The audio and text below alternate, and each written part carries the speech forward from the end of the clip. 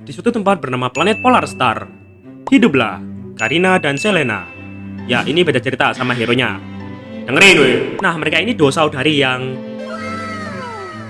mereka ini hidup di keluarga yang ya biasa-biasa aja sih, tapi bahagia. Wes keluarga cemara lah, anjay. Nah, tapi entah gimana ya, berbeda sama si Karina, si Selena ini terlahir dengan bakat sihir misterius. Jadinya si Selena ini bisa gabungin barang-barang bekas di sekitarnya itu jadi barang baru gitu.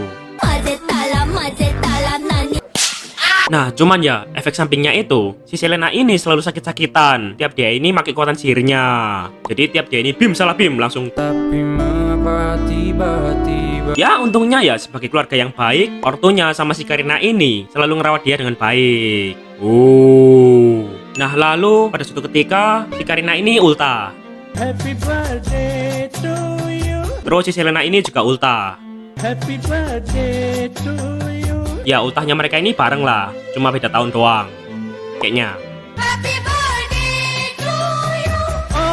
Nah, di saat itu si Selena ini make kekuatan sihirnya buat ngebikinin hadiah buat si Karina. Dan dia ini nyiptain robot anjing 3M, anjay. Ya, beneran ngebikin robot anjing. Dan ya si Karina ini seneng lah dikasih hadiah sama si Selena. Cuman ya di sisi lain si Karina ini juga khawatir. Ya soalnya kan selain sihirnya ini ngebikin dia sakit-sakitan, si Karina ini takut kalau semisal orang lain tahu tentang sihirnya si Selena ini, ya mereka ini bakal takut dan ngejauhin si Selena. Takutnya. Jadinya sebagai hadiah ultahnya ke si Selena, si Karina ini ngasih wejangan. Ya, si Karina ini ngenasehatin si Selena buat gak sering-sering make kekuatan sihirnya. Atau bahkan kalau bisa sihirnya tuh gak usah dipakai sama sekali lah. Dan sebagai adik yang baik dan si Selena ini nurut lah. Oke. Nah, lalu keesokan harinya, mereka sekeluarga ini OTW pergi liburan bareng-bareng. Ya, anggap aja mereka ini mau ke TNS, Taman Nasional Sawit. Dan pas OTW mereka ini happy-happy lah. Weh.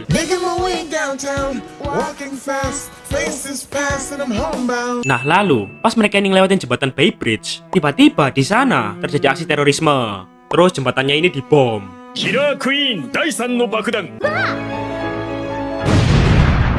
Dan jembatannya ini runtuh dan mobilnya mereka ini jatuh. Nah, di saat itu si Selena ini berusaha pakai kekuatannya buat nyelamatin keluarganya. Nah, tapi ya dia ini cuma berhasil nyelamatin dirinya sama si Karina. Ortunya ini jatuh ke laut. Wih, plung. Dan wes, lokat. Dan mereka ini pun jadi yatim piatu. Nah, semenjak kematian ortunya, mereka ini jadi gembel. Ya, kayaknya dulu mereka ini tinggal di rumah kontrakan gitu. Jadinya pas ortunya ini mokat, kontrakannya ini gak ada yang bayar. Akhirnya mereka ini pun di-kick dari kontrakan dan ya wis jadi gembel. Ya, di saat itu mereka ini luntang-lantung jalan gak ada arah. Wis mbola, ril bambung. Sampai pada akhirnya mereka ini sampai di sebuah pemukiman kumuh yang jarang dipedulin pemerintah kecuali pas pemilu. Dan di sana mereka ini ketemu sama si Bruno, seekor anak sebatang kara yang punya impian buat jadi pemain bola terkenal. Nah, karena kasihan ngeliat si Karina sama si Selena ini ngegembel, akhirnya si Bruno ini pun mutusin buat ngajakin mereka ke gubuk tempat tinggalnya. Dan di gubuk itu mereka ini ketemu sama si Johnima. Iya, Mamang. Ya, dia ini seekor anak yang kabur dari panti asuhan, yang sekarang tinggal bareng sama si Bruno. Berdua. Nah, di saat itu si Bruno ini nawarin ke si Karina sama si Selena buat tinggal bareng di gubuknya. Ya, daripada mereka ini ngegembel. Ya, anggap aja rumah sendiri lah ya. Seru juga sih kalau gubuk ini makin rame. Kami dikira cowok jir gara-gara tinggal berdua. Risih banget, Le. Gak usah deket-deket, Sat. Dan ya, akhirnya sejak saat itu mereka berempat ini pun tinggal bareng-bareng di gubuk itu. Anjay. Nah, biasanya si Bruno ini selalu ikut pertandingan bola di wilayahnya. Ya, buat ngejar cita-citanya lah. Angker Messi, Angker Messi, Angker Messi. Dan si Karina, si Selena, sama si Chow ini selalu datang buat jadi supporter. Nah, di sisi lain, si Selena ini juga diam-diam pakai kekuatan sihirnya buat gabungin barang bekas yang ada di sana buat dia jadiin mainan gitu. Terus mainannya itu dia jual. Sama si Karina ini juga jualan minuman es gitulah buat nambah masukannya mereka. Terus si Chow nggak tahu dia ngapain. Gak diceritain Mas Muntun. Wis bola. Dan bertahun-tahun pun berlalu. di suatu ketika, si Bruno sama timnya ini berhasil buat menangin turnamen sepak bola terbesar di kotanya. Yang bikin si Bruno sama timnya ini pun di-invite buat join timnas negaranya. Anjay. Ya, si Karina, si Selena, sama si Chow ini ikutan senang dan bangga lah sama si Bruno ini. Respect banget, Bo! Cuman ya, di sisi lain mereka ini juga sedih. Soalnya ya si Bruno ini bakal ninggalin gubuk buat ngelanjutin karirnya di kota pusat. Oh. Nah, tapi si Bruno ini ngomong, "Sans, gak usah sedih guys, gue bakal balik kok suatu saat nanti.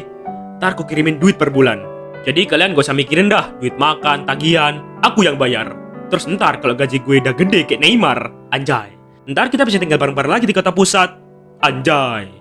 Dan setelah itu si Bruno ini pun pamitan dan dia ini pun pergi ngerantau. Dan di gubuk ini cuma kesisa si Karina, si Selena, sama si Chow. Dan 3 tahun pun berlalu.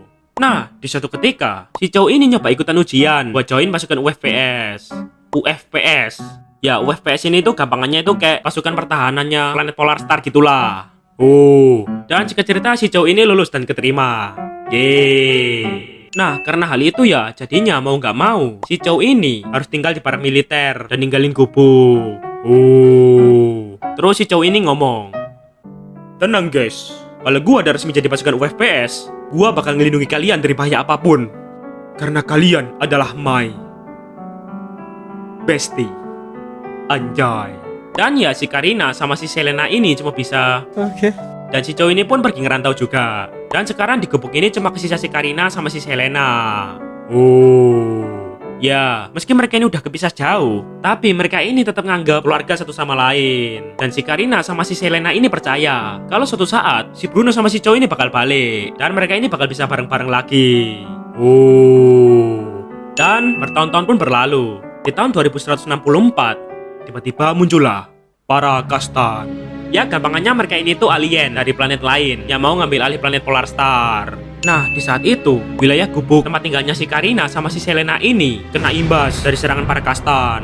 Dan di saat itu, si Selena ini berusaha melindungi dirinya sama si Karina pakai kekuatan sihirnya. Tapi ya, karena makin lama dia ini kesakitan gara-gara efek samping kekuatannya, perlahan si Selena ini kehilangan kesadarannya. Dan dia ini pun pingsan.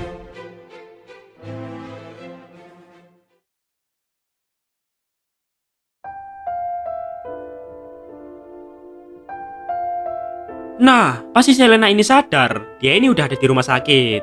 Dan di sebelahnya dia ini ada sebuah robot anjing yang udah hancur. Ya, ternyata itu adalah robot anjing yang dulu dia kasihin ke si Karina pas dia ini ultah. Di saat itu juga si Selena ini nyariin si Karina.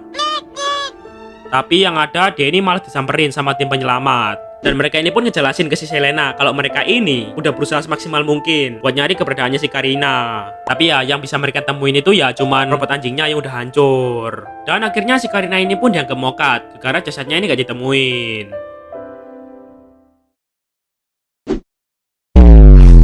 Ya, di saat itu si Selena ini sedih banget lah. Soalnya ya dia ini udah gak punya siapa-siapa. Si Bruno sama si Chow yang udah fokus sama karir mereka masing-masing. Dan sekarang dia ditinggal sama si Karina, keluarga dia satu-satunya yang kesisa. "Aku bakal balik jemput kalian. Aku bakal melindungi kalian. Karena kalian adalah my bestie." Ya, di saat itu, si Selena ini ngerasa kalau si Chow sama si Bruno ini udah lupa sama janji mereka. Karena mereka ini nggak balik, si Selena ini jadi kehilangan semuanya. Oh. Dan hal itu ngebikin si Selena ini kepikiran sampai gak bisa tidur berhari-hari. Sampai di suatu hari, pas dia lagi duduk-duduk di taman rumah sakit, tiba-tiba datanglah Indonesia nomor 1 Alpha. Ya, si Alpha. Nah, dia ini alien asli Kastan, pendiri Abyssal Wings, sebuah organisasi yang isinya itu para manusia yang berpihak ke Kastan. Nah, si Alpha ini lagi nyari orang-orang spesial buat dia ajakin join ke Abyssal Wings. Ya, si Alpha ini tahu kalau si Selena ini punya kekuatan sihir. Soalnya pas serangan para Kastan, si Alpha ini ngeliat si Selena ini ngasih perlawanan pakai sihirnya. Dan di saat itu si Alpha ini ngomong, "Indonesia nomor 1 Alpha." Kutuk blok. "Kakakmu masih hidup dan aku bisa membantumu mencarinya." Benarkah? "Ya." Benarkah? "Mulai dah. Tapi ada syaratnya. Minimal join Vessel Wings jadi bawahanku, ntar aku bantuin nyari kakakmu. Gimana? Tertarik? Hubungin 087850048542. Dan ya, karena di saat itu si Selena ini cuma percaya sama si Karina, satu-satunya keluarga aslinya. Akhirnya, demi bisa nemuin keberadaan kakaknya, si Selena ini pun gas. Dan di saat itu juga, dengan teknologi dari Kastan, si Alpha ini nge-revive lukanya si Selena. Dan si Selena ini pun langsung pulih seketika. Anjay. Nah, tapi yang nggak si Selena ini tahu, si Alpha ini juga diam-diam nanam chip di syarafnya si Selena, yang ngebikin si Alpha ini jadi bisa ngendalin pikirannya si Selena. Terus si Alpha ini mulai ngehapus sedikit demi sedikit ingatan masa lalunya si Selena, kayak dimanipulasi gitulah. Ayano Koji. Jadinya ingatan tentang si Bruno, si Chow, bahkan ingatannya tentang si Karina ini juga dihapus sama si Alpha. Terus si Alpha ini ngasih ingatan baru ke si Selena. Nah, ingatan barunya itu ngebikin si Selena ini nganggep kalau dia ini lahir dari Kastan, dan si Alpha sama Vessel Wings ini tuh keluarga aslinya dia. Ya intinya dia ini jadi nurut dan jadi pepunya para Kastan gitulah. Dan sejak saat itu Selena yang lama ini udah hilang, dan sekarang dia ini pun berubah menjadi Lady Vengeance. Anjay. Tamat.